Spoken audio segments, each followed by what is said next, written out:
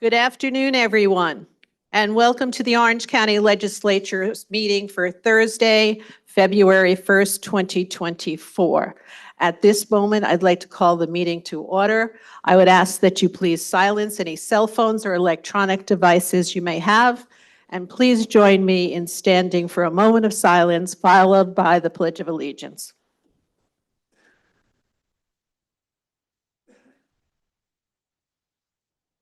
I pledge allegiance to the flag of the United States of America and to the republic for which it stands, one nation, under God, indivisible, with liberty and justice for all.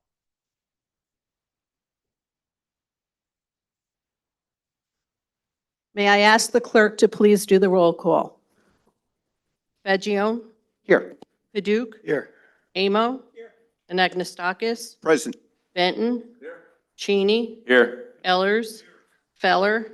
Hines? Lujan? Menuda? O'Donnell? Ramos? Riskevich? Sassy? Sierra? Stiganga? Sutherland? Totel? Tui? Benelli?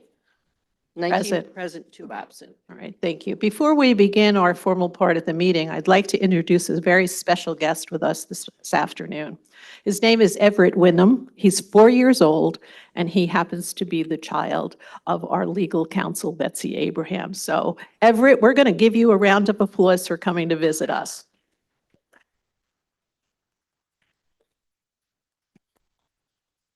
Thank you all very, very much. And I believe we do have a proclamation. Majority Leader Fagione and Legislator Sutherland. Who has the proclamation? Okay.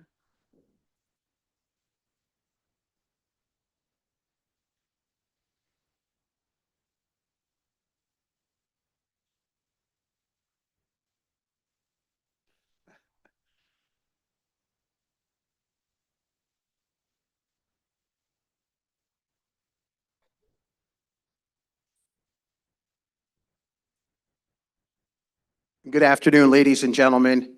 It's my pleasure to be here today in the February session of the Orange County Legislature. We're here to celebrate not just some of our neighbors and community members, but we're here to celebrate February as celebrating the Chinese New Year. And joining us today, we have Jin Pang from the town of Deer Park and Jim Young from Middletown. And we have a proclamation celebrating the Chinese New Year.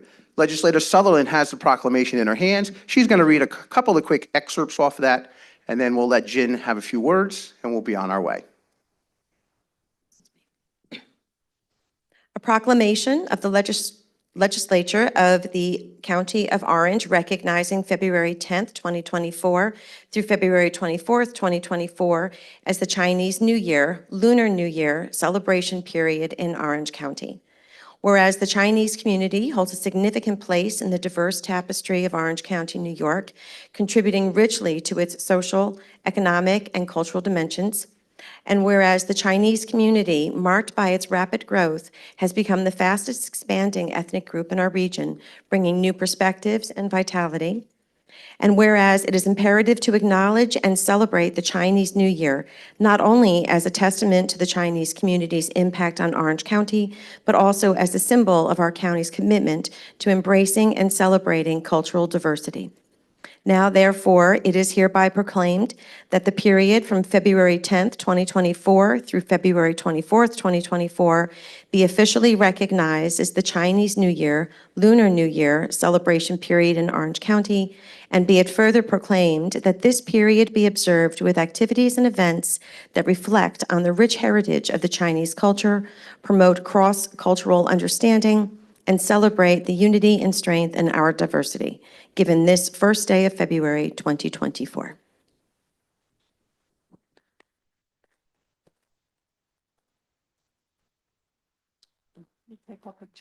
We're going to take a couple pictures, but if you'd like to make a few comments about the new year. Yeah. Hello, everyone. To make sure that I cover 5,000 years in 1 minute, so I make a note for myself. Yeah. Thank you very much to Catherine, Tom, and Janet, and all the Orange County legislators for issuing the proclamation letter to us. So my name is Jing Pang, the head event organizer at New Century. So we do events, different events in the community. So New York is the home to the second largest Asian population in the US, so which is the fastest growing ethnic group. So Orange County is the home to a significant increasing Asian population, especially in the last 10 years. Well, China was called the land of divine. Traditional Chinese culture is divinely inspired culture. So Chinese were spiritual through all walks of life, believing in oneness between man and nature, respect to heavens, many good universal values. But unfortunately, since the Communist Party took over the power in 1949, so it systematically destroyed the traditional Chinese culture and values and brainwashing people with the communist ideology. So as a Chinese person who was born and grew up in China, I realized I didn't know Chinese culture until I watched Shen Yun in 2008 in America.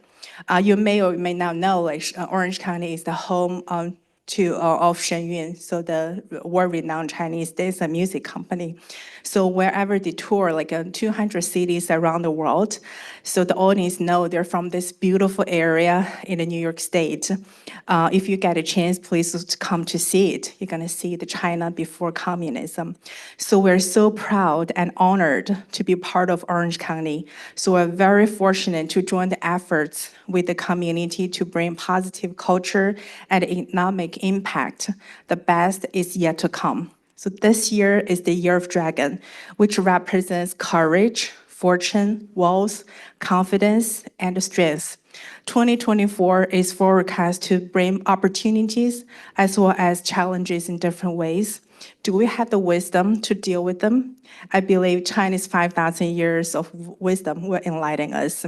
So we wish everyone a happy, healthy, and a wonderful year in the Year of Dragon. Thank you. Thank you very much. As Jim has mentioned, my name is Jim Zhang, living in Middletown. So moved from Canada. So it's your home. It's my home now as well, Middletown, Orange County. As a Falun Gong community, overall, we have invested hundreds of millions of dollars. Even recently happened in Middletown, the new store happened on the North Street of Middletown. So I just talked to the city mayor of Middletown. The new hotel will be built. So in Middletown as well. So it's your community, our community. We want to bring the best for the Year of Dragon. Thank you very much. Well, we thank you for being our neighbors and our friends, and everyone have a great new year.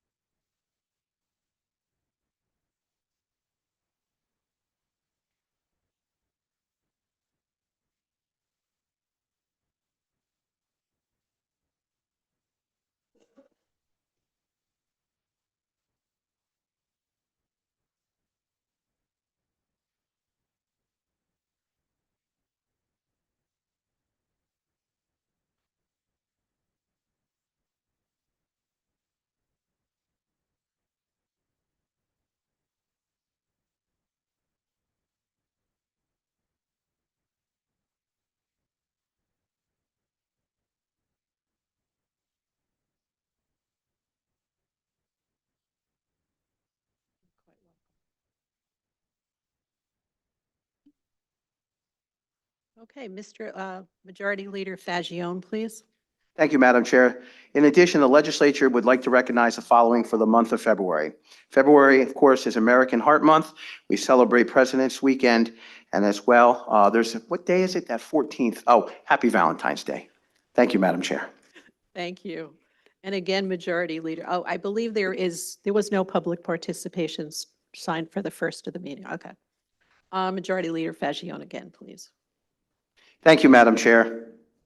I move to vote collectively on agenda items number 20 through 32. Second. If there's no objections, we will be voting collectively on those particular items. And with that, let's get started with number 1, please. Legislators Benton, Menuda, and Tui, with all Democrats as co-sponsors. Resolution of the Orange County Legislature declaring lead agency status under the State and Quality Review Act seeker with respect to the proposed longevity improvements and treatment capacity expansion project, accepting the draft environmental impact statement for the proposed longevity improvements and treatment capacity expansion project as adequate for public and governmental agency review and comment, and establishing a date for a public hearing under the State Environmental Quality Review Act. March 25th, 2024 will be the public hearing from 7 p.m. to 9:30 p.m. here in the Legislative Chamber. Second. Legislator Tui. Thank you, Madam Chair. For over 12 years, this resolution has been a work in progress. In 2012, the discussion began regarding the evaluation and planning for improvements at the Orange County Sewer District Number 1 treatment facilities in Harriman. And a study was commissioned to begin that process. Upon the completion of the study in 2016, discussions continued. In March of 2019, the Orange County Sewer District Number 1 Advisory Board was created to analyze and study in order to move forward with the planning. The advisory board met continuously, even the year during the COVID pandemic. Through their efforts and due diligence over the past 4 years, scoping and draft environmental impact studies, the legislature is about to vote to deem and designate the draft environmental impact study as ready for public review and comment in further efforts to move on to the final environmental impact statement with this body as lead agency. And we will be moving on to a public comment period. And that public comment period will be in this chamber on March 25th, 2024, from 7 to 9:30 p.m. And I will be voting for this, and I urge all my fellow legislators to vote for this as well. And that's it, Madam Chair. I appreciate it. Thank you. Legislator Amo. Thank you, Madam Chair. I support everything that Mr. Tui, Legislator Tui said, but the one thing I want to mention is let's not forget that it was you who established that committee, and I was part of the beginning processes of it, and what you meticulously did was select people who had sort of a dog in the fight, if you will, people who were from the district affected by the whole sewer district, as well as the people who have to approve it. And I think that really transparency was so important, because you got the people who really had something to say about it with their constituents at the table to be able to talk about where we need to take this county. And oftentimes in my year history, oftentimes those things don't get put together in such a collaborative way as you use. And I think it is a positive move, and I want to compliment you on it. I'm going to support it. I hope we all support the effort that you began. Thank you very, very much. And quite frankly, I live in the town of Blooming Grove, which is part of the Moodna communities in the sewer district. I dealt with these issues back in the 90s. I am so happy that we've gotten to this point today. This has always been a priority of mine. And through the leadership of Peter Tui and the other individuals on the committee that all represent the particular area in the southern part of Orange County, as well as our Chairman of Fiscal Services, Legislator Barry Cheney. That's brought us to this day, along with our consultants and the entire Orange County team. So this is definitely a collaborative effort, and I'm starting to see the light at the end of the tunnel, and that's very exciting for me personally, and I hope you will all join us in moving ahead with this very, very important project. Are there any other comments or questions? Legislator Benton. Thank you, Madam Chair. Yeah, just a note for people. There's a qualification to this public hearing date that if and only if there is such great public participation that the hearing cannot be closed between 7 and 9:30 that night, that can be legally continued on the 27th from 7 to 9:30 as well. Thank you for that notation, Legislator Benton. Anything else? Then please commence roll call. Fagion? Yes. Paduk? Yes. Amo? Yes, Anagnestakis? Benton? Cheney? Ellers? Feller? Hines? Lujan? Menuda? O'Donnell? Ramos? Riskevich, Sassy, Stiganga, Sutherland, Tortel, Tui, Benelli. 20 ayes. And we move on to number 2. Legislators Benton and Tortel, resolution confirming appointment of at-large resident to the Dutchess Quarry Sites National Register District Management Committee. Second. Questions or comments? Roll call, please. Fagion? Paduk? Yes. Amo? Anagnestakis? Benton? Cheney? Ellers? Feller? Hines? Luhan? Menuda? O'Donnell? Ramos? Riskevich? Sassy? Stiganga? Sutherland? Tortel? Tui? Benelli. 20 ayes. Okay, number 3, this is a bond resolution, therefore it requires a 2/3 vote. Legislators Tortel, Benton, and Anagnestakis with all Democrats as co-sponsors. Amending bond resolution dated February 1st, 2024. Bond resolution of the County of Orange, New York, amending the bond resolution adopted September 2nd, 2021 in relation to financing the rehabilitation of Gardnertown Bridge in the town of Newburgh at the total estimated cost of $435,000. Second. Questions or comments? Hearing none, roll call, please. Fagion? Yes. Paduk? Yes. Amo, Anagnestakis, Benton, Cheney, Ellers, Feller, Hines, Luhan, Menuda, O'Donnell, Ramos, Riskevich, Sassy, Stiganga, Sutherland, Tortel, Tui, Benelli. 20 ayes. We move to number 4, which is also a 2/3 vote required. Legislators Feller, Tortel, Benton, Cheney, with Legislator Ramos as co-sponsor. Amending bond resolution dated February 1st, 2024. Bond resolution of the County of Orange, New York, amending the bond resolution adopted July 6, 2017 in relation to financing the cost of the construction of a food scraps composting facility at the total estimated cost of $727,142. Second. Questions or comments? Roll call, please. Fagion? Yes. Paduk? Yes. Amo, Anagnestakis, Benton, Cheney, Ellers, Feller, Hines, Luhan, Menuda, O'Donnell, Ramos, Riskevich, Sassy, Stiganga, Sutherland, Tortel, Tui, Benelli. 20 ayes. Okay, number 5, here again, this is a 2/3 vote required since it's a bond resolution. Legislators Benton and Fagion with all Republicans and all Democrats as co-sponsors. Bond resolution dated February 1st, 2024. Bond resolution of the County of Orange, New York, authorizing the ongoing expansion and necessary equipment acquisition for the Orange County Veterans Memorial Cemetery, stating the estimated maximum cost thereof is $150,000, appropriating said amount therefore, and authorizing the issuance of $150,000 bonds of the county to finance said appropriation. Second. Questions or comments? Hearing none, roll call, please. Fagion? Yes. Paduk? Yes.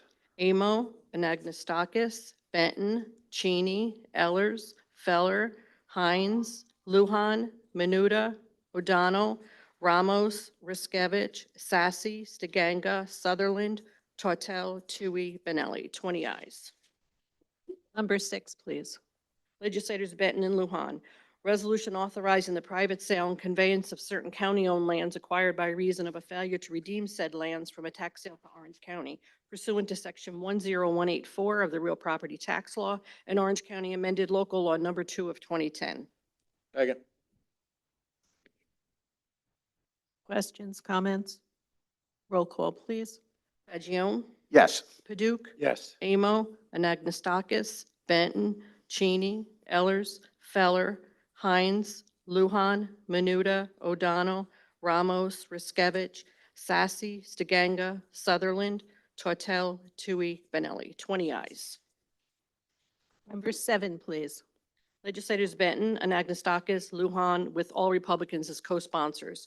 Resolution approving the release of the county's interest in and to a certain deed sale parcel to the previous owner of record pursuant to Section 5, Paragraph B1 of Local Law Number 2 of 2010.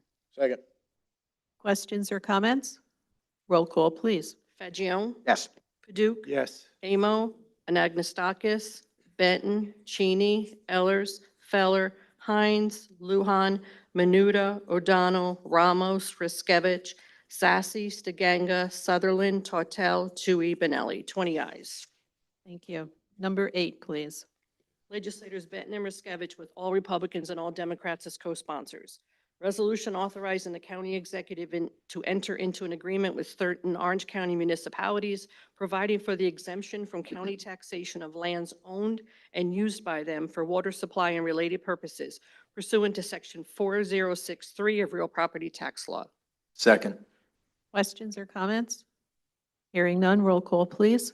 Fagion? Yes. Paduk? Yes. Amo, Anagnestakis, Benton, Cheney, Ellers, Feller, Hines, Lujan, Menuda, O'Donnell, Ramos, Riskevich, Sassy, Stiganga, Sutherland, Tortel, Tui, Benelli. 20 ayes. Okay, we move on to number 9, please. Legislators Benton and Hines, with all Republicans and all Democrats as co-sponsors. Resolution establishing a fund balance policy for the County of Orange. Second. Questions or comments? Legislator O'Donnell, please. Thank you, Chairwoman. While this policy may have been well-intentioned, it misses the mark. For the 20 years I've been involved in county business here, our debt policy, our finance policy, or our bond policy has always been 7%.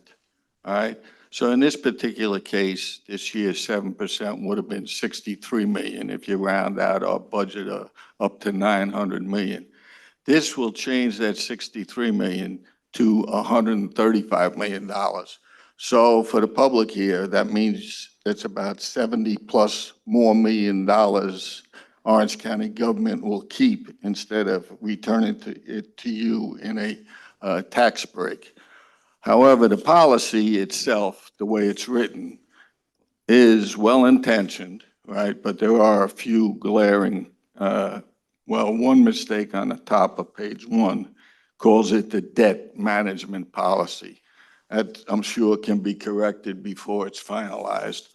However, on page 3, when they discuss fund balance replenishment, they list 5 acts that the county exec may be able to do if we have a problem.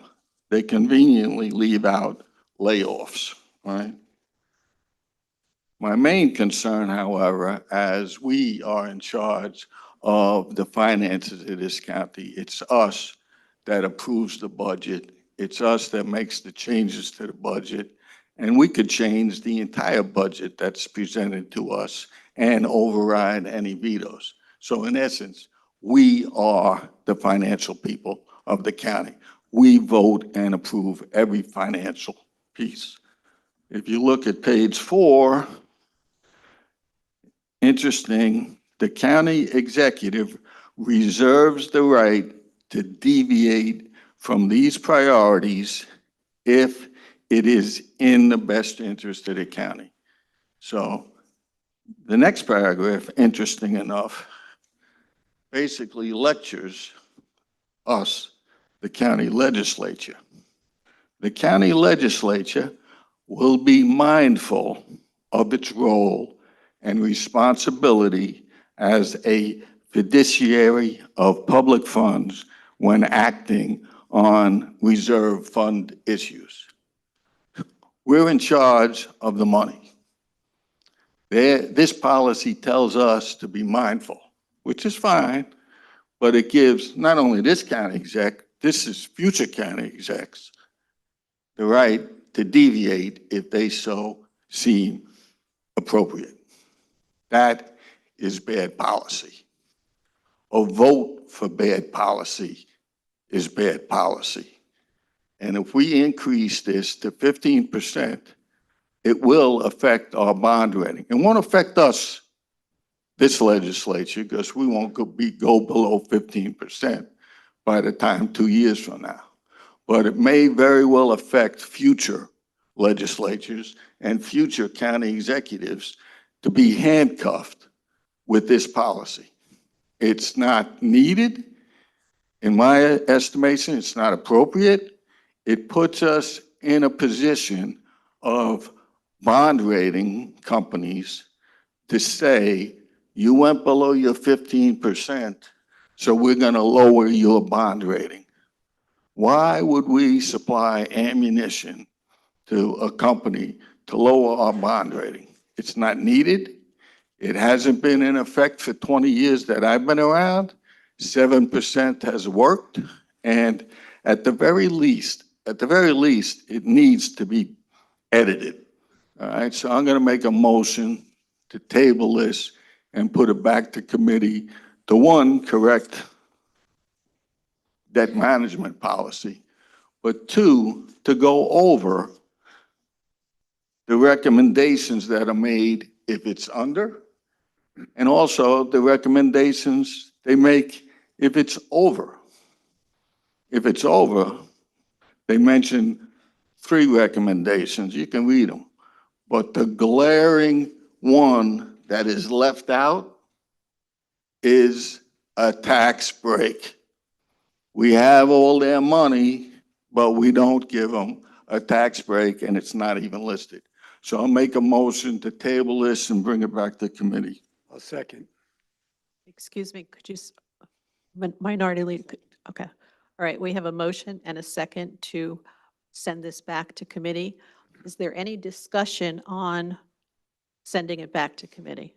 Any questions or comments? Legislator Amo.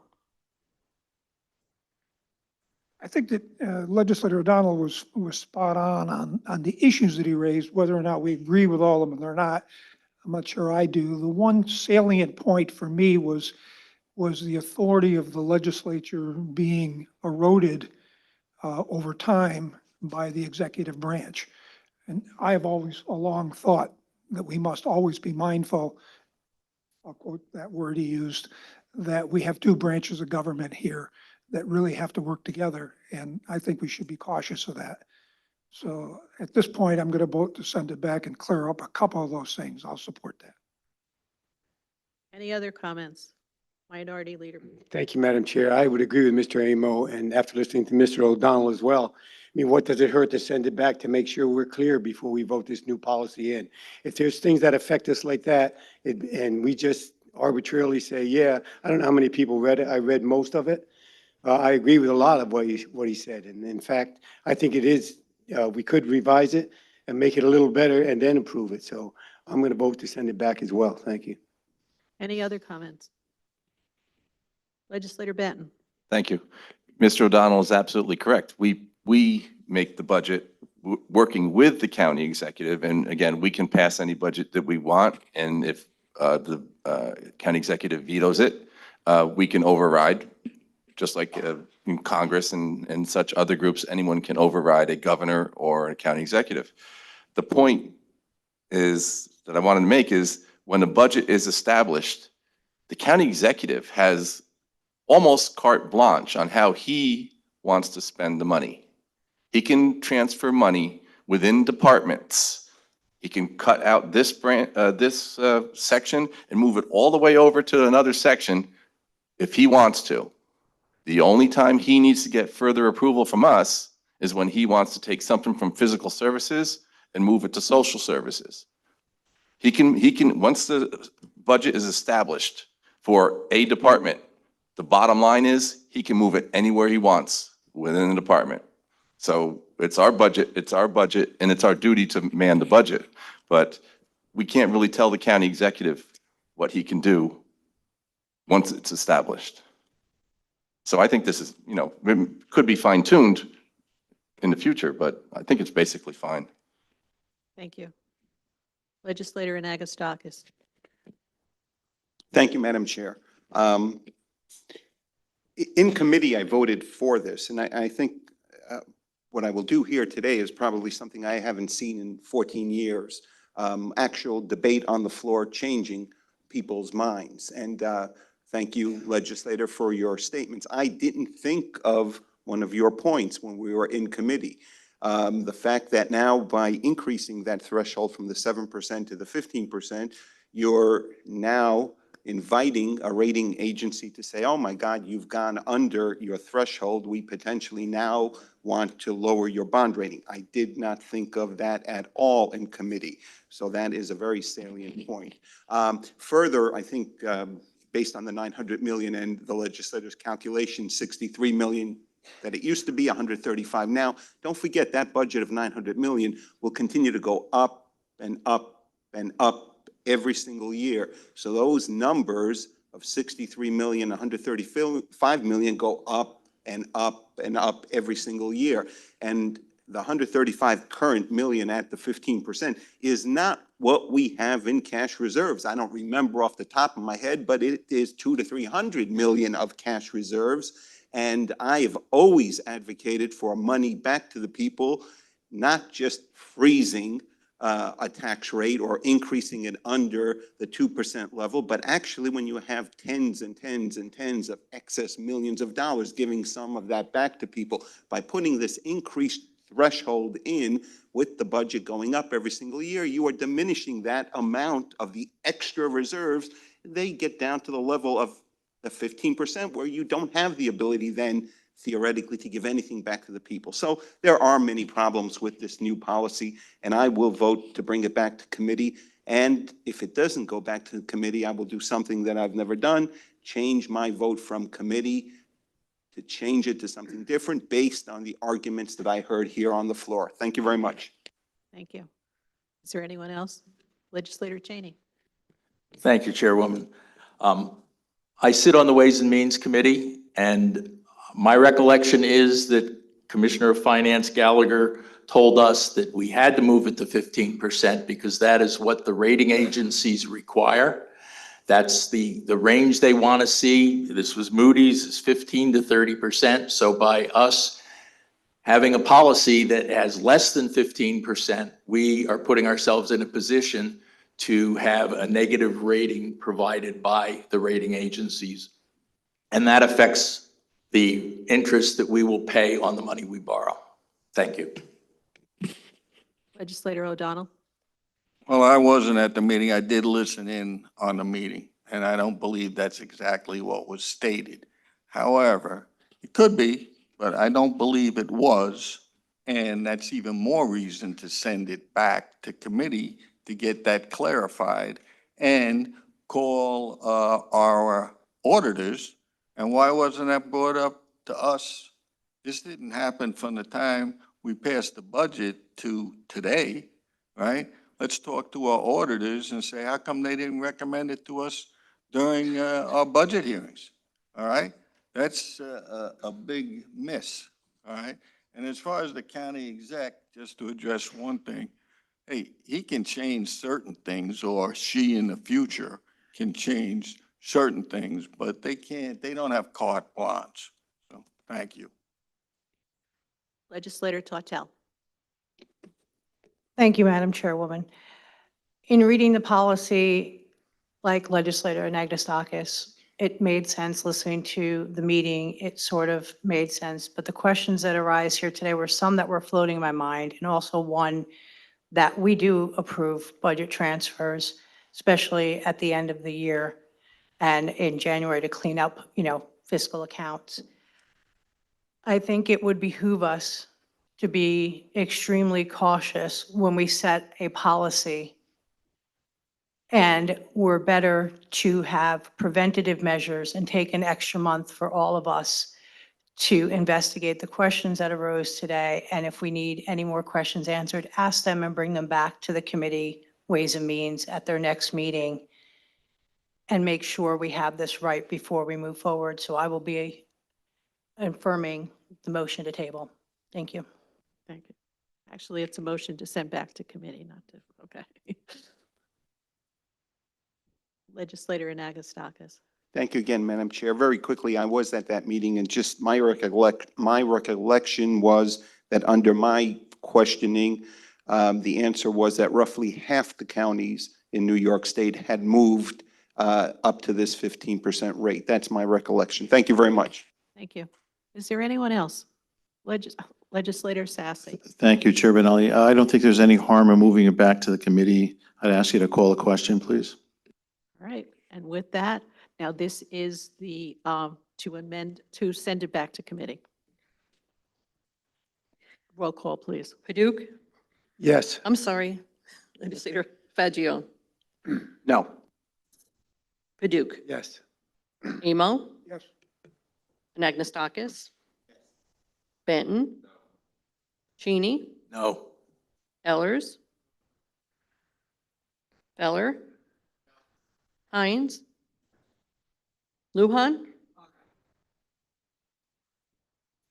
Menuda. O'Donnell. Ramos. Riskevich. No. Sassy. Stiganga. Sutherland. Tortel. Yes. Tui. Benelli. Yes. 14 ayes, 6 noes. The resolution will be on the next Ways and Means agenda. And we move on. Oh, so then do we have to? You can do it. It's going back, right? All right. So then we move on to number 10. Thank you. Legislators Fagione, Riskevich, Cheney, Hines, Sutherland, Paduk, and all Republicans and all Democrats as co-sponsors. Resolution recognizing February as Black History Awareness Month. Second. Questions or comments? Okay, roll call, please. Fagione? Yes. Paduk? Yes. Amo, Anagnestakis, Benton, Cheney, Ellers, Feller, Hines, Luhan, Menuda, O'Donnell, Ramos, Riskevich, Sassy, Stiganga, Sutherland, Tortel, Tui, Benelli. 20 ayes. Number 11, please. Legislators Fagione and Cheney with all Republicans and all Democrats as co-sponsors. Resolution of the Orange County Legislature pursuant to New York State election law, sections 3-302 and 3-4201, approving the salary schedules for various election workers for the election year 2024. Second. Questions or comments? Roll call, please. Fagione? Paduk? Yes. Amo, Anagnestakis, Benton, Cheney, Ellers, Feller, Hines, Luhan, Menuda, O'Donnell, Ramos, Riskevich, Sassy, Stiganga, Sutherland, Tortel, Tui, Benelli. 20 ayes. And we move on to number 12. Legislators Paduk and Sutherland with all Republicans and all Democrats as co-sponsors. Resolution authorizing the implementation and funding in the first instance of the state aid program eligible costs of a project and appropriating funds therefore. Second. Questions or comments? Then the roll call, please. Fagione? Yes. Paduk? Yes. Amo, Anagnestakis, Benton, Cheney, Ellers, Feller, Hines, Luhan, Menuda, O'Donnell, Ramos, Riskevich, Sassy, Stiganga, Sutherland, Tortel, Tui, Benelli. 20 ayes. Okay, and we move on to number 13, please. Legislators Sutherland and Paduk with all Republicans and all Democrats as co-sponsors. Resolution authorizing the Orange County Executive on behalf of the Orange County Office for the Aging to enter into intermunicipal agreements between the County of Orange and the Village of Greenwood Lake, Town of Blooming Grove, Town of Cornwall, Village of Montgomery, and Town of Warwick for the 2024 Senior and Congregate Dining Centers pursuant to General Municipal Law, Sections 1190. Second. Questions or comments?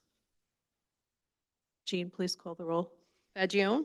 Yes. Paduk? Yes. Amo, Anagnestakis, Benton, Cheney, Ellers, Feller, Hines, Luhan, Menuda, O'Donnell, Ramos, Riskevich, Sassy, Stiganga, Sutherland, Tortel, Tui, Benelli. 20 ayes. Number 14, please. Legislators Cheney and Sutherland with all Republicans and all Democrats as co-sponsors.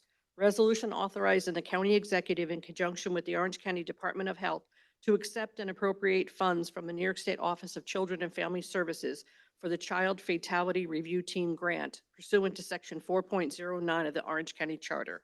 Second. Questions or comments? Roll call, please. Fagione? Yes. Paduk? Yes. Amo, Anagnestakis, Benton, Cheney, Ellers, Feller, Hines, Luhan, Menuda, O'Donnell, Ramos, Riskevich, Sassy, Stiganga, Sutherland, Tortel, Tui, Benelli. 20 ayes. Number 15, please. Legislators Fagione and Hines with all Republicans and all Democrats as co-sponsors. Resolution reappointing Anjana Punthata, MD, to the Board of Health of Orange County Health District pursuant to Sections 343 and 344 of the Public Health Law and Section 7.04 of the Orange County Administrative Code. Second. Questions or comments?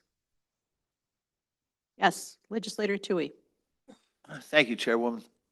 I just wanted to say that I'm honored to sit on the Board of Health. It's been recently reorganized, and by these two appointments, we will have a full board now. And at our last meeting, we actually elected our president for the Board of Health. That's Dr. Angela Pulse, and very well qualified and known for her work in Orange County, as well as these other two nominees. So I wholeheartedly agree with them, and I'm happy to have them on the Board of Health right now. Thank you. Thank you. Any other comments? I would just also like to note, first of all, I'd like to thank Legislator Tui, who has, with his chairmanship of Health and Mental Health, is a part of the Board of Health. But I'd also like to recognize Dr. Pointer. When she was appointed as the Commissioner of Health, she immediately got very involved in this. And this is a committee that's very important here for Orange County. And with everything dealing with COVID, it's kind of took a back seat. But to the efforts and leadership of Dr. Pointer, along with Legislator Tui, we are now happy to make this appointment. And the next item is also another appointment, which will, as Legislator Tui, give it a full board. So thank you for your efforts. Anything else? Roll call, please. Fagion? Yes. Paduk? Yes. Amo? Anagnestakis? Benton? Cheney? Ellers? Feller? Hines? Lujan? Menuda? O'Donnell? Ramos? Riskevich? Sassy? Stiganga? Sutherland? Tortel? Tui? Benelli. 20 ayes. Number 16, please. Legislators Cheney and Fagion, with all Republicans and all Democrats as co-sponsors. Resolution appointing Jack Sepulveda to the Board of Health of Orange County Health District pursuant to Sections 343 and 344 of the Public Health Law and Section 7.04 of the Orange County Administrative Code. Second. Questions or comments? Legislator Ramos? Mike, please. Am I mic? There you go. Okay, there we go. I just want to say that I have met and interacted with Jack several times. He's actually the executive director of the food tech program at SUNY Orange and has a deep nutrition background. And so I'm sure he's going to be an excellent addition to that board. I'm very excited. I was very excited to see his name. He's been doing great work at SUNY Orange, and I had a really good meeting with him and President Dr. Christine Young. So I'm sure he's going to be a great addition. Thank you for your comments. Legislator Amo. Thank you, Madam Chair. I just want to sort of recognize, we all do, that Peter Tui, Legislator Tui, sits on that board and chairs our Health and Mental Health Committee and does a splendid job at integrating that. What I think is really critical about the board is not some fancy board that you get on to get a line on your resume, but it really is an outreach organization for all of Orange County. People represent different parts of the county, and when issues arise, you want to go to that Board of Health and use them to try to help you understand what's going on in that culture, in that area, in that part of the county that maybe an administrative person doesn't understand. So it plays a wonderful role in outreach. And I want to compliment Dr. Pointer for focusing on that. I know she does. Thank you. Thank you for your comments. Okay, roll call, please. Fagion? Paduk? Yes. Amo? Anagnestakis? Benton? Cheney? Ellers? Feller? Hines? Lujan? Menuda? O'Donnell? Ramos? Riskevich? Sassy? Stiganga? Sutherland? Tortel? Tui? Benelli. 20 ayes. Okay, we move to number 17, please. Legislators Sassy and Sutherland, with all Republicans and all Democrats as co-sponsors. Resolution authorizing the county executive in conjunction with the Orange County Department of Emergency Services to accept and appropriate grant funds from the New York State Division of Homeland Security and Emergency Services for the statewide interoperable communications grant program pursuant to Section 4.09 of the Orange County Charter. Second. Questions or comments? Roll call, please. Fagion? Paduk? Yes. Amo? Anagnestakis? Benton? Cheney? Ellers? Feller? Hines? Lujan? Menuda? O'Donnell? Ramos, Riskevich, Sassy, Stiganga, Sutherland, Tortel, Tui, Benelli. 20 ayes. Number 18, please. Legislators Stiganga and Ellers, with all Republicans and all Democrats as co-sponsors. Resolution authorizing the Orange County Executive on behalf of the Orange County Sheriff's Office to enter into an agreement with Homeland Security Investigations for the reimbursement of expenses in joint operations. Second. Questions or comments? Roll call, please. Fagion? Paduk? Yes. Amo, Anagnestakis, Benton, Cheney, Ellers, Feller, Hines, Lujan, Menuda, O'Donnell, Ramos, Riskevich, Sassy, Stiganga, Sutherland, Tortel, Tui, Benelli. 20 ayes. Number 19, please. Legislators Sassy and Stiganga, with all Republicans as co-sponsors. An act amending the appropriate Orange County employment schedules to create one senior criminal investigator at the Orange County District Attorney's Office pursuant to Section 2.02L of the Orange County Charter. Second. Questions or comments? Roll call, please. Fagion? Paduk? Yes. Amo, Anagnestakis, Benton, Cheney, Ellers, Feller, Hines, Lujan, Menuda, O'Donnell, Ramos, Riskevich, Sassy, Stiganga, Sutherland, Tortel, Tui, Benelli. 20 ayes. As previously mentioned, items number 20 through 32, which are tax corrections and applications, that will be a voice vote. So we're not reading all of those. So we're going to do actually, it's a voice vote, isn't it? You want to do a roll call? Voice vote is fine. Okay. So are there any questions or comments before we move forward? Again, these are items number 20 through 32. All in favor? Anyone opposed? The motion is carried. With that, we move to number 33.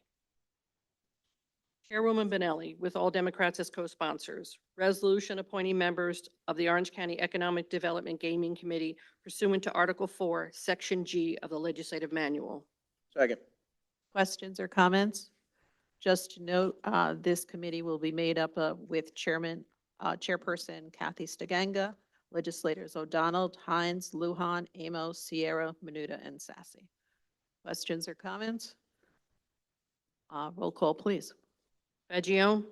Paduk? Yes. Amo, Anagnestakis, Benton, Cheney, Ellers, Feller, Hines, Lujan, Menuda, O'Donnell, Ramos, Riskevich, Sassy, Stiganga, Sutherland, Tortel, Tui, Benelli.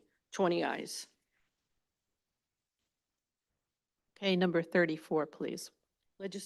Chairwoman Benelli, with all Democrats as co-sponsors. Resolution appointing members of the Labor Relations Advisory Committee pursuant to Article 4, Section G of the Legislative Manual. Second. Okay, here again, I would like to note that this particular committee, the chairperson is Legislator Sassy, and members are Benton, Patel, Fagion, Hines, Paduk, and Riskevich. Questions or comments? Roll call, please. Fagion? Paduk? Yes. Amo, Anagnestakis, Benton, Cheney, Ellers, Feller, Hines, Lujan, Menuda, O'Donnell, Ramos, Riskevich, Sassy, Stiganga, Sutherland, Tortel, Tui, Benelli. 20 ayes, Madam Chair, and the desk is clear. Thank you. We do have some public participation. We have quite a few requests to speak after our meeting. I would ask that you keep the speakers keep a limit of 3 minutes, and please adhere to that for everybody involved so that we can hear the opportunity, give everybody an opportunity to speak. The first speaker is Dr. Robert Lenk. Mr. Lenk, if you would mind turning on that microphone at the podium, that will help us hear you as well as the tape hearing you. And he is going to speak on Medicare taxi rates. That on? There you go. Hot dog, here we go again. I had the opportunity to work to do election laws, and you gave me something to read, and I read everything. I'm an idiot. It says officers and employees of the County of Orange hold their positions to serve and benefit. I haven't been served and I haven't benefited from anything, but you did pay me, so thank you very much. We haven't gotten a raise in Medicaid rates since 2012. Actually, our rate went down at COVID. When you gave money to the nurses, you didn't give money to the people that took them to the nurses. This is ridiculous. The minimum wage in 2012 was $7.65. The minimum wage now is $15. When I lived in Suffolk County, we had unfunded mandates. I spoke to my councilman in Suffolk County. We went to the town supervisor, Ed Romaine. He went to also Islip's town supervisor. His name was Phil Nolan. They went to the county executive. The county executive looked at it and said, okay, let's get this done. In a matter of 13 weeks, we got a raise and we got unfunded mandates. Joyce got $55,000 that she can remember in unfunded mandates. This is really stupid. Somebody in somewhere does not like Orange County. I mean, you're the only county in the state of New York that has not got a raise. When I spoke to the Department of Health in Albany about the raises, they said, move to Ulster or Sullivan because, you know, they have better rates. I thought you liked small businesses. I don't know what to say. I asked to see the county executive. I was told by Carrie Christensen's boss that he doesn't see people. This is stupid. You know, I testified before Congress. I saw senators. I went down to the White House because I was supposed to meet the president, and but I didn't. But, and I can't see a county executive to get this done. This is stupid. I thank you very much for your time. And as I said the last time, you can manage ignorance, and there's a lot of that going around with this, but you can't fix stupid. Our next, thank you. Thank you. Maybe Mr. Newhouse will see me now, maybe. Who knows?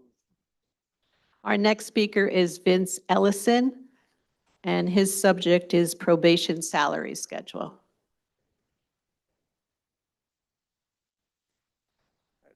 Members of the Orange County Legislature, I thank you for your time. My name is Vince Ellison. I'm a senior probation officer here in Orange County. How I am dressed now is how I used to dress each morning when I went to work. As you can see from my colleagues in the back of the room, that has drastically changed. This is how we dress now. In our recently expired union agreement from 2019 to 2023, there's a separate page for salary for engineering, data processing, and residential health care. We are respectfully requesting a separate page in the union book of salary for Orange County Probation Department. As well, we are looking for a senior probation officer position to be equally spaced between a line probation officer and a probation supervisor. Currently, the position is only a one grade above a line PO and 3 grades below a probation supervisor. We have officers who have left the department because of lack of upward mobility and raises that come with it. Officers have stated if the senior position was more monetarily enticing, they would have stayed with the department. We are losing excellent officers to other police and probation departments for a higher salary. As a senior probation officer, one of my responsibilities is serving as a team leader in training new staff and conducting in-service programs. I'm a New York State firearms instructor. I'm a TASER instructor. I am responsible for qualifying our entire department. I conduct office safety trainings for other county departments, such as the Department of Social Services and the Youth Bureau. These trainings I provide save the department and county valuable time, money, and resources. To give you a small view of what we do here at probation, I'm going to speak from some personal experiences. Throughout my career, I have taken many illegal handguns and illegal substances off the streets in our communities. In all of your districts, I have found either illegal drugs or illegal handguns. In some districts, both. I can assure you the handguns I removed from the streets were not intended to be used as target practice at a local firearms range. All of them would have been used to threaten or murder someone in our community. I have taken off the streets too many illegal substances to list. Ounces, most likely pounds of heroin and cocaine, some laced with fentanyl, and were packaged to sell. Would have killed a member of our community with a drug problem. I have done extraditions outside of New York State. I have brought felons who were hiding from law enforcement back to New York State. I have flown on a commercial airline multiple times pick up convicted felons, walk them through an airport, loaded them on an airplane, sat next to them on an entire flight home, all while armed with my issued firearm, and transported them back to the Orange County Jail. Most recently, in November 2023, I removed an illegal .40 caliber handgun loaded with 8 hollow point bullets from the waistband of someone. Officers here with the Department of Probation have excellent communication skills, positive impacts to the people that walk through our doors. Our Family Services Unit works with high-risk adolescents, use trauma-informed services to help strengthen families. Our Court Unit presents all of our petitions to local and county courts. Our Adult Criminal Unit supervises a range of offenders, all with convictions such as sexual abuse, domestic violence, DWI, and substance abuse. Mr. Ellison, please conclude your comments. Okay. Thank you. Thank you. Thank you for your time. We're just looking for our own page in the union book and upgrade for senior probation officers. Thank you very much for your time. Thank you, sir. Next speaker is Carmen Gregor, and that will be followed by Emily Riley. And Carmen, fair contract. Good afternoon. I'm Senior Probation Officer Carmen Gregor. I just wanted to take a note that I'm not representing my department, and I took my personal time to be here today. I began my career in Orange County in February of 2016. When many of us standing before you today walked in on our first days, we were dressed much like Vincent Ellison. Now this is what I wear every day. We are indistinguishable from our law enforcement counterparts here in Orange County. Many of us were wearing skirts, slacks, and dress shoes. While we still wear the hats of social workers and case management, we also have this to carry. Quick stats, our department is comprised of 80% female. So we have 10 males and 41 females currently in our department that is supervising. Since 2017, we have lost approximately 20 probation officers and probation officer trainees, which does not include any retirements. A majority of these have been to other probation and police departments. Our exposure as a PO is no different than that of police and/or corrections, without the same protections like 207C, 25 years and out, and higher pay rate. The minimum requirement to take the PO trainee exam is a bachelor's degree or higher with at least 30 credits in social or behavioral sciences, and we start out at $56,347 a year as per our most recent contract. Our corrections counterparts who begin $200 less than us within 5 years are making over $100,000. But again, we are in the streets every single day. I would not see $100,000 unless I became a supervisor and had 5 years in a supervisory role in our department. Yet we wear the same exact equipment each and every day. And again, they need to have a high school equivalency for corrections. Our Orange County deputy counterparts, they make $15,000 more than us to begin. And again, in 5 short years, they're making over $105,000. Again, same exact uniform. The county utilizes probation as law enforcement when it works best for the county, and then lumps us into the general population when it best suits, especially during times like these, contract negotiations.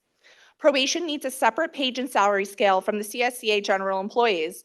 We continue to express our concerns with the union to bring to the county and continue to be told that these issues need to be addressed during contract negotiations. Well, here we are, and the only thing the county wants to talk about as far as probation goes is drug testing. Instead of addressing our salaries as a majority female department, this county insists only on paying us a stipend to carry our firearms. That does not count towards our retirement and can be taken from us at any moment. Thank you. Thank you, Ms. McGregor. Emily Riley, followed by Tisha Hashman. Good afternoon. My name is Emily Riley, and I'm a probation officer. Looking at the members of the probation department here today is an accurate description of the male to female ratio, which has been a standard in this department for years long before I was employed. For as many years as this has been the case, the department has continued to fail to protect the rights of the women it employs. In August of 2019, the county, in conjunction with our union, Finally, acknowledged the added responsibility of carrying a firearm and agreed to provide a stipend to those employees who carry. That stipend is a total of $106.16 per pay period to carry a lethal weapon. Since that stipend has been in place, there have been 12 pregnancies within the department. That's 12 times that a female probation officer has had their stipend stripped from their paycheck, while the department has failed to provide us with any reasonable accommodations when our pants, our duty belts, and our vests no longer fit. The removal of our equipment and stipend happens for us long before maternity leave begins. It is a clear misunderstanding of the needs of a pregnant person to only offer a larger pair of pants. The department has defended this accommodation as being reasonable and has offered nothing else, while our job duties outside of field work remain the same. Pregnant women are still required to leave our offices for court, to work the victim impact panel programs with the sheriff's department, and to see offenders in the office while unarmed. Unfortunately, it took years for the union to tell us that removing the stipend due to pregnancy was a violation of our rights. We were told to file a complaint with the Division of Human Rights, and sadly for many of us, the time frame has passed in which we are able to file. As if the department's failure to protect women is not enough, the county has continued to utilize an antiquated maternity leave policy, which requires women to use every single hour of their accrued time before they are eligible for short-term disability. During the time on short-term disability, the employee is not seeing a single dime of the disability money, and on top of that, we are required to pay our share of health insurance and pay our union dues each pay period until we return. If for some reason we are required to be out on leave longer than the 12 weeks allowed, we are now responsible to pay the full COBRA price of our health insurance while receiving no income. By the time we return from maternity leave, we have minimal time accrued, and these are all issues that our male counterparts will never experience. As it currently stands, the department has the discretion to pull the firearms stipend at any time. We are asking that the county consider integrating the additional firearms money into our pay rather than a stipend. After reviewing the most recent proposals between the union and the county, neither of which have addressed probation's concerns regarding fair pay, safety, protections, women's rights, or an appropriate maternity policy, but instead have focused on drug testing as the biggest issue. Probation remains lumped into a category with departments like SUNY Orange and social services rather than being recognized as law enforcement. Thank you. Thank you for your comments. Tisha Harshaw. Tisha Hanshaw. Followed by, I believe it's Derek Mollitz.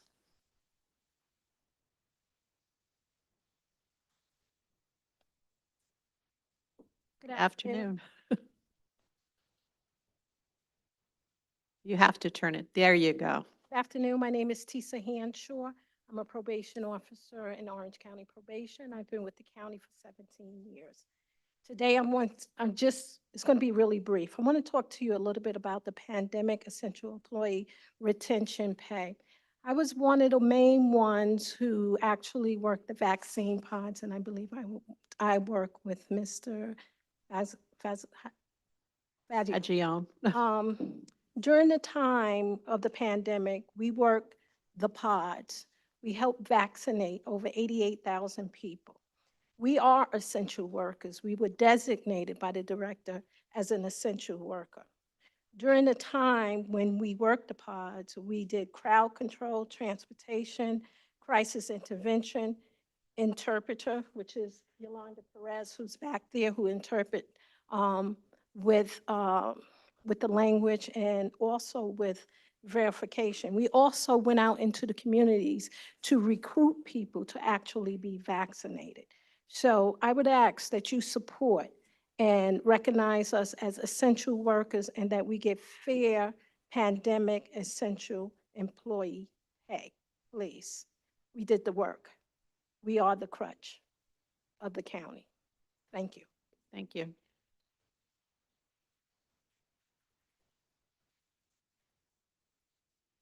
I'm not sure if you're writing Derek Mollitz. That's okay.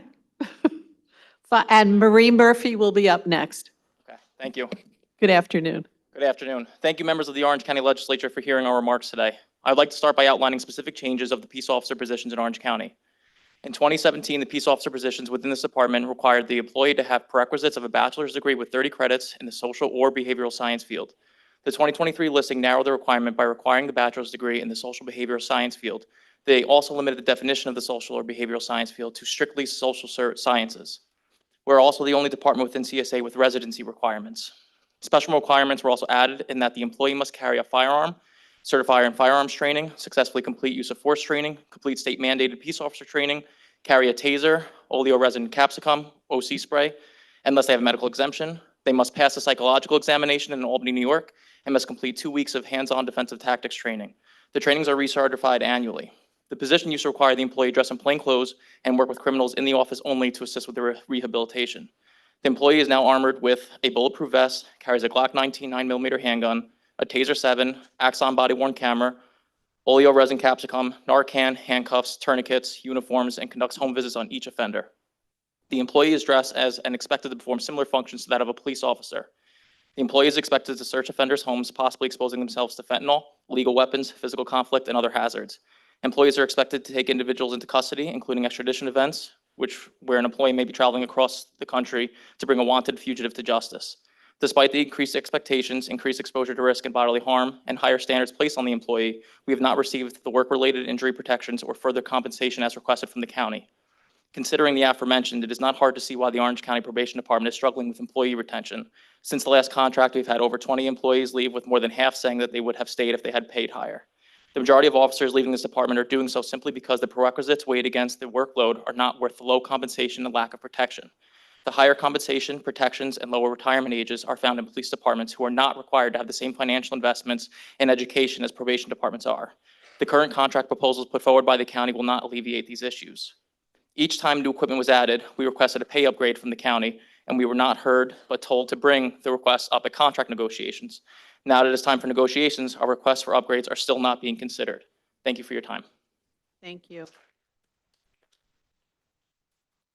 Marie Murray, followed by Andre Niles. Good afternoon. Good afternoon. My name is Marie Murphy, and I work for Orange County Department of Social Services in the homeless unit. It seems that the county is more focused on their own legal issues than trying to come to a fair livable wage contract for its employees. I find it hard to swallow when the top 1% wage earners for the county got a 28% raise, and we are off at scraps. On a $200,000 yearly salary, that 28% raise, equals $56,000. A salary increase which is more than a grade 9 will make after 12 years of service. It is more than any clerical staff will ever make during the 30 years of service with the county.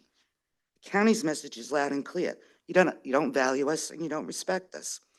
As legislators, you do not negotiate the contract, but you do have the power to influence Orange County Executive Stephen Newhouse's. To be fair to all employees, not just management, who routinely get double-digit raises yearly at his discretion, please promote fairness and equity to all employees, not just the chosen few. Thank you for your time. Thank you, Ms. Murphy. Andrea Niles, followed by Eileen Terry.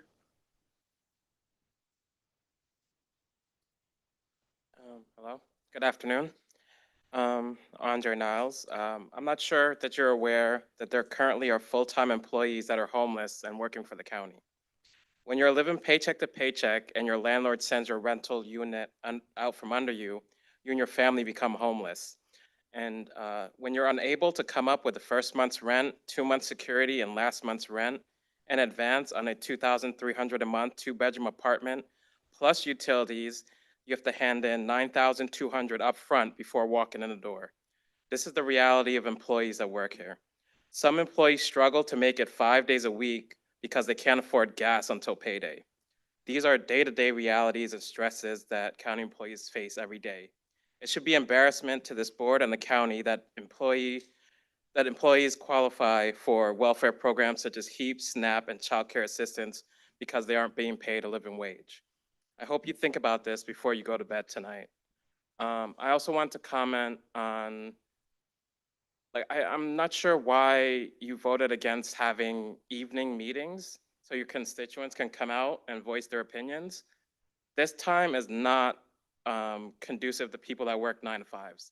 They have to take time off to be able to come out to these meetings, and they're struggling to get by as it is anyways. So, all right, thank you. Eileen Terry, followed by Lucy Greco. Hi, good afternoon. My name is Eileen Terry, and I'm a lifelong resident of Orange County and a county employee for 19 years as a foster care, adoption, social caseworker. I, along with my coworkers, are all very dedicated and strive to do the very best for all the children and families we provide services for. I've seen many of my coworkers go the extra mile and put in the time and effort to be sure all the families and children achieve the best possible outcomes. In short, I'm extremely proud of the work my coworkers and I do on a daily basis. However, over the last few years, the county has slowly been changing things in ways that hurts my coworkers and I. They have increased the amount we've had to contribute for health insurance, taken away our work-related mileage reimbursement, and enacted a tier system so new employees don't get the same pay and benefits as employees who have worked here longer. Individually, these may not seem like much, but they have had a dramatic impact on many county workers. There are some full-time county workers that actually qualify for SNAP, HEAP, daycare, and other programs. Many county employees must also work a second job just to make ends meet. We ask that you keep these facts in mind during this contract negotiation period and support a contract that is beneficial to the county as well as the county workers. My coworkers and I are very proud of the important work that we do, and we want the fair contract that we've earned. Thank you for your time. Thank you. Lucy Greco, followed by Mark Sanchez Potter. Thank you Hi, for having Lucy. me. My name is Lucy Greco. I have worked for the Department of Social Services for 25 years. Currently, I work in Adult Protective Services. I live and work in Orange County. We need a fair contract with a livable wage increase to keep up with the cost of living. We are drowning in work from lack of staff and drowning in our bills because we can't afford to live in our homes with the rising cost of heating and necessities. Our salaries and benefits are not competitive compared to other government agencies and private industry. People need money in their pocket to pay their monthly bills without having to work 2 and 3 jobs. HR had a salary comparison done using tax dollars that provided the DA's office a 28% salary increase. The taxpayers have a right to know what is in the report that they paid for and what the final cost was to have the study done. Employees have a right to be treated fairly. By not providing the report, you are basically admitting that you are offering a contract that you know is not fair in wages or benefits. Where is the transparency in government? It looks pretty muddy from here. Thank you. Mark Sanchez Potter, followed by Giselle Martinez. Hello, everyone. Mark Sanchez Potter. I'm a City of Newburgh resident, and I'm a public school teacher. I'm here in support of a fair contract for all CSEA members. I'm a proud union member of the Newburgh Teachers Association, and I just want a fair contract for our county workers who do so much for the residents of this county, for my students, and for all of us. And I would also like to add, this is a very inconvenient time. Thank God I get off at like 2:30, but there are so many people who may have wanted to come and give their voice. And I understand that for the rest of the year, this is probably going to be the policy, but going forward, an evening meeting every once in a while, I think would be beneficial so that your constituents can come out and talk with you and tell you, what they feel and what's going on in their community. Thank you so much. Giselle Martinez, followed by Karen Fisher.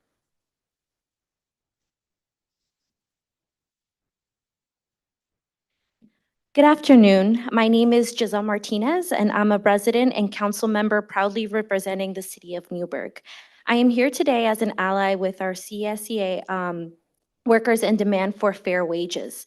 While I am fully aware that the county legislator does not negotiate the union's contracts, you as legislators do have the power to vote on them. And I would like to request that as representatives of the county, that you promote fair contracts for our union employees with HR Commissioner Langdon Chapman and our County Executive Steve Newhouse. Our CSEA employees are on the front lines of many essential county services provided through the City of Newburgh, such as the Department of Health, the Department of Social Services, and Department of Motor Vehicles. I urge that you prioritize our services by providing competitive pay, as many of these services are underpaid in comparison to neighboring counties, to also avoid a further depletion of the county's workforce. I'm also here today to request evening county legislator meetings be conducted to increase countywide participation. While I am envious of anyone who is currently retired because I still have a long way to go, I cannot think of many day shift groups that can consistently participate in these county meetings without it interfering with their regular work hours. I think it's vital to extend these opportunities to working class communities to also voice their concerns. I work two jobs, one full-time as a state government employee and my part-time as a council member. I also balance my academic studies as I'm set to graduate with my master's in May. I had to take personal time off today to join you at this meeting, and as much as I would love to continue participating in your monthly meetings, I simply cannot afford to take off each month to be here.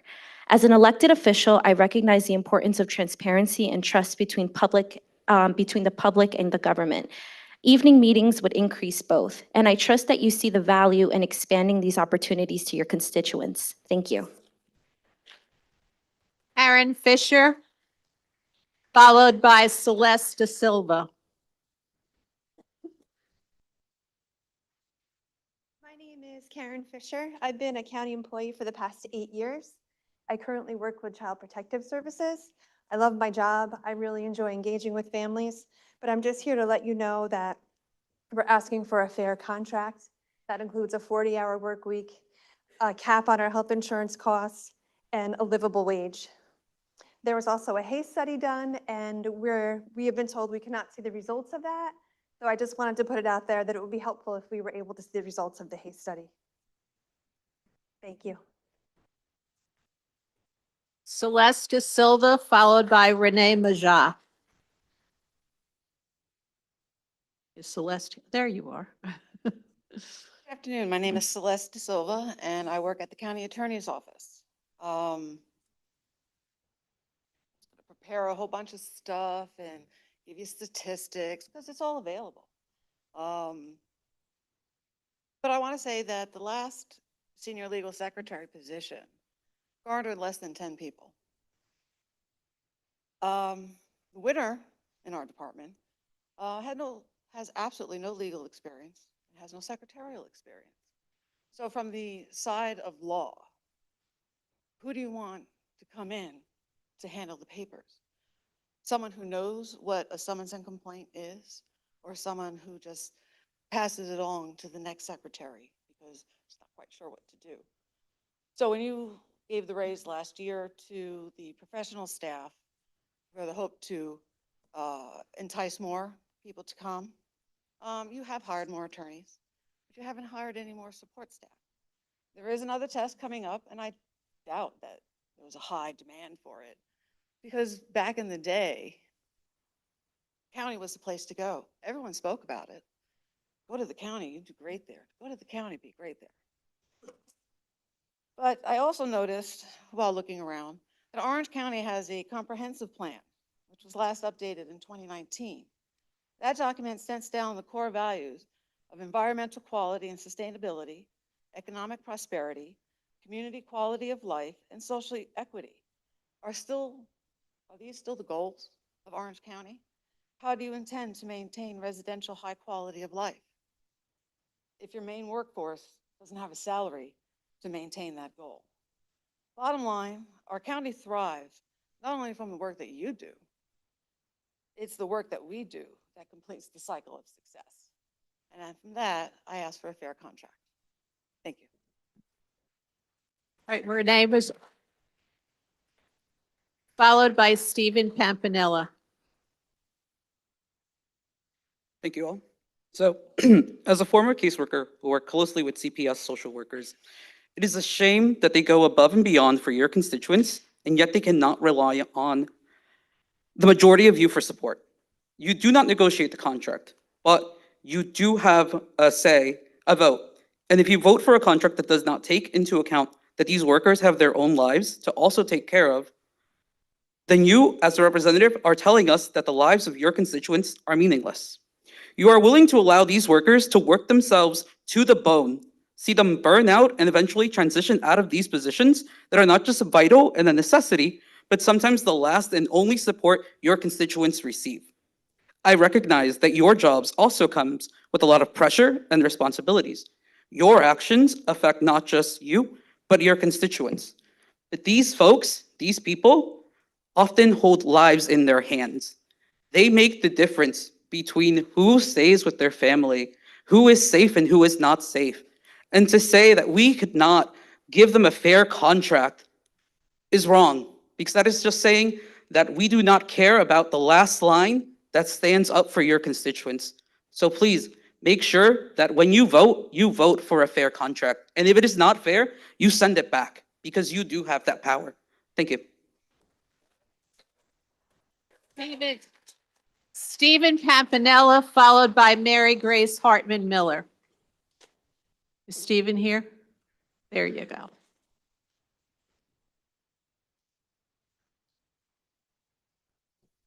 Hello, my name is Stephen Pampanella. I'm a resident of the city of Newburgh. I'm also a union member of United University Professions, AFT Local 2190, here to stand in solidarity with my union sisters and brothers in CSEA calling for a fair contract. I know what it's like to work for a public institution when salaries are uncompetitive, are so low that people can no longer make a quality living, to live a middle-class life, working in a job in which you want to help people, in which you want to either serve students, in my case, patients perhaps, for someone in the Department of Health, any kind of support service in which public employees are serving the public. Those employees need to be paid a fair and living wage, one that allows them to live with dignity and respect. To know that CSEA members are denied right now a fair contract to do that work for this county and serve the people of Orange County, it makes me sick. I don't want to know that people are serving the public, are answering the call to do public service, knowing that they're going to burn out, that they're going to sacrifice their own families, potentially have to get a second job, and for what? For a substandard paycheck, while serving all of us here. That's why this county needs to provide CSEA members with a fair contract. I recognize that the county legislature does not negotiate with CSEA, but I do want you to pressure County Executive Steve Newhouse and Langdon Chapman, the HR Commissioner, to negotiate that fair contract with our CSEA members. And if they do not do so and yet put one before you as the county legislature, you must vote no and send that contract back. One last thing, and I'll say this very quickly because I believe I'm running out of time. It would greatly help if legislative hearings and meetings were held in the evening, so that working people who are working a 9 to 5, who don't have the luxury that I do to come here on an afternoon, can come and participate in our democratic process. In a democracy, you have to hear from the people. You have to create opportunities then for the people to come to you. This meeting needs to be held in the evening from now on. Thank you. Mary Grace Hartman Miller, followed by Anita Dalton. Good afternoon. My name is Mary Grace Hartman Miller, and I'm a lifetime resident of Orange County and a senior caseworker in the Department of Social Services in a CPS FAR unit. I'm in my 15th year with DSS and have also worked in foster care for 8.5 years and investigation for 4 of those 15 years. My colleagues and I are drowning in unmanageable caseloads and have failing physical and mental health needs from vicarious trauma of the extensive workload and demands of these humanly impossible and unrealistic expectations on each employee, simply because the department refuses to recognize that we need to hire new employees to stop overtaxing and abusing the current dedicated employees. Additionally, as you are aware, we are now working out of contract and the department continues to undervalue and devalue us, only offering 3% and 2% raises for each of the proposed pending contract years, as opposed to the 28% raise higher level county employees just received. We have not been allowed to see the Hay study recently done to compare our wages to surrounding counties such as Rockland and Westchester counties, for example. Why? One can only conclude it's because those raises far exceed 3% and 2% per year. We protect children, tomorrow's future. What greater service is there, and why are we not deserving of fair and equitable wages as our higher level county employees and counterparts? I, along with many of my coworkers, have given many ridiculous hours of our free time over these years for buying into the unrealistic expectations that the seemingly daily growing paperwork expectations of this job can be managed and completed in a 9 to 5 hour shift. And that I am not efficient and spend too much time trying to work with my families, and less is more, so that my cases don't go overdue and my caseload doesn't expand too far out. I burned myself out year after year and had undue stress causing me physical illness, excessive weight gain from eating my stress and emotional anxiety and depression, because I believe this was entirely a me problem, as administration has occasionally advised me over the years. I will own my fair share of this because I also suffer from attention deficit and can easily be distracted. But I've learned many good compensation skills over the years to assist me in increasing my efficiency and productivity, and I will no longer bear all of the blame for not being able to keep up when the majority of my colleagues are also not able to keep up with the unrealistic expectations that is expected of each of us daily. Of course, I want to be a good and reliable employee besides a great caseworker and help my families find sustainable solutions to their problems and needs. That takes time and personal investment into our families to establish rapport and each family member to trust us vulnerably share their most intimate problems and needs to be able to partner and find those sustainable solutions. Our supervisors are directing us to work that we are not to do work that we are not compensated for. This has been the operating norm for far too long. We have been told the entire time I've worked for the department at least that we are only entitled to hour for hour flex time for the many hours over our 8-hour day that we are expected to work. This flex time can only be used 4 hours a day maximum and must be used within a 2-week pay period. With our unmanageable caseloads, thank you. Thank you. Alina Dalton, followed by our last speaker, Melanie Di-Lorenzo. Good afternoon. Thank you for your time. I'm a little nervous. I'm just going to say right up. Don't be nervous, it's fine. I'm here to support the people that I work with, the union in Orange County, to ask for a fair wage. I also work at the Department of Social Services, Child Protective Services. I've been there for over 14 years. I work with Mary Grace and many other employees that are here today to tell you that we are not being treated correctly. I don't think you're aware of what's going on at the Department of Social Services. We work very hard. We're very dedicated. We work with families to do everything that we possibly can, and we are not being treated correctly. We're not being treated respectfully. We're being undervalued. We are being told that we will not be paid for any work outside of our work hours, which we're also being told that technically we don't have work hours. So the 9 to 5, I guess, that I've been working for 15 years doesn't really exist. And what I need to do is adjust my schedule, despite our agency being aware that in our contract, it says there is no flex time. For the 15 years that I've been working for the county, that's all I've been doing. I haven't been compensated.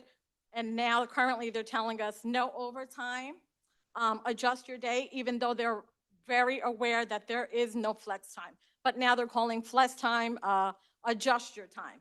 So it's not fair. I know that recently I calculated just in a couple of months how much time that I've given to the office for free away from my family. And everybody who works with me in the office has known, you see me there at work, before work, after work, on my vacation days, on the weekends, throughout summers, just to keep up with the rising work that we have and the caseloads.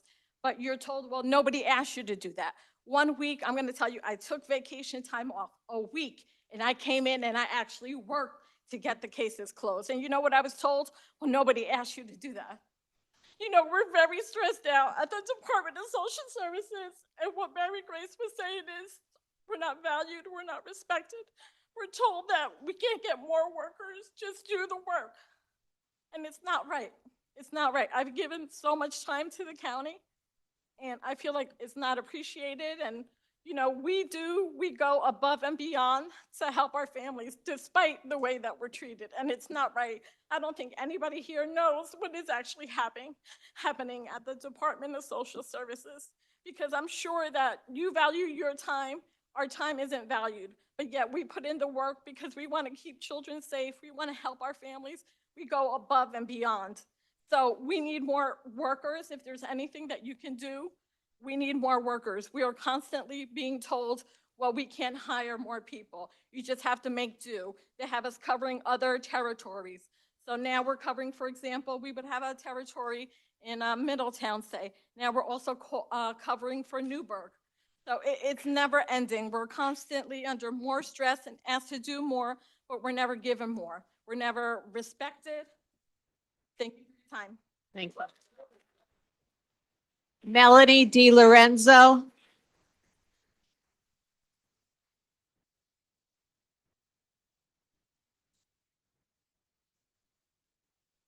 Good afternoon. My name is Melanie Di Lorenzo. I've been employed by the Department of Social Services for 33 years. I just want to share with you a letter that I wrote to County Executive Newhouse on January 7th, 2024.